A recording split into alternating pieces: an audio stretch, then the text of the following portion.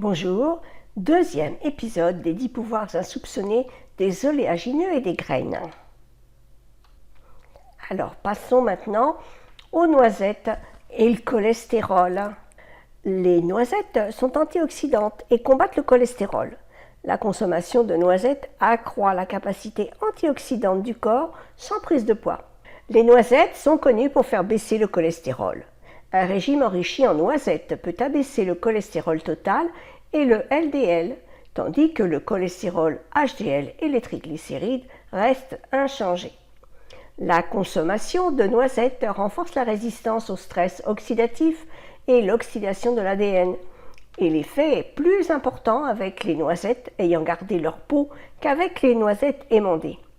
Vous savez ce qu'il vous reste à faire. Maintenant passons aux noix de pécan et au diabète.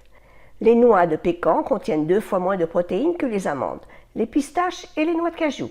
Mais leur richesse en antioxydants les rend très intéressantes.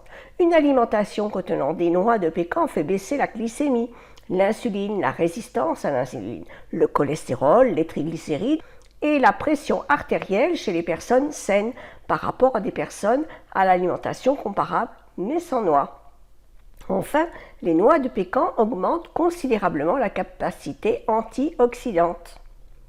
Noix de Grenoble, elles préservent votre cerveau. Les noix de Grenoble contiennent de nombreux composants bénéfiques pour la santé, notamment cardiovasculaire. Elles font également baisser les niveaux de cholestérol. L'impact positif des noix est dû à ses oméga 3 et à ses phytostérols. Les cerneaux de noix rappellent la forme des hémisphères du cerveau et en effet, elles sont bénéfiques pour cet organe. Ne chauffez surtout pas les noix de Grenoble. Les noix ne supportent pas la température et s'oxydent, c'est-à-dire rancissent très facilement.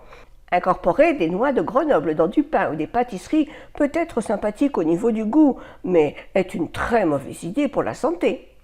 Veillez à consommer les noix crues et de saison pour en tirer tous les bénéfices. Les noix du Brésil. L'intérêt majeur de la noix du Brésil est sa concentration exceptionnelle en sélénium.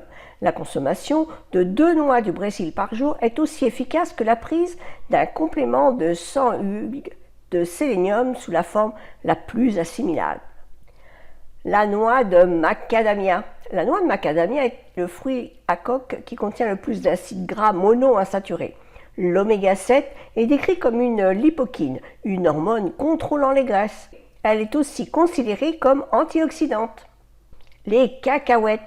Dans le prochain épisode, nous verrons que les cacahuètes ne sont pas des oléagineux. Les graines courges lynchia, des graines très bonnes pour la santé. Nous les verrons dans la prochaine vidéo.